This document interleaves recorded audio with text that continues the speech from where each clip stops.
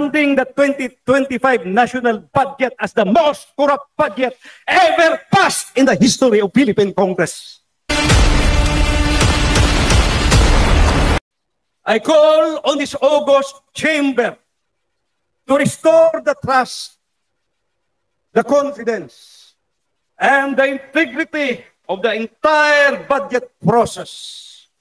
As a former chairman of the House Committee on Appropriations, it hurts me when I heard these highly repeated comments branding the 2025 national budget as the most corrupt budget ever passed in the history of Philippine Congress.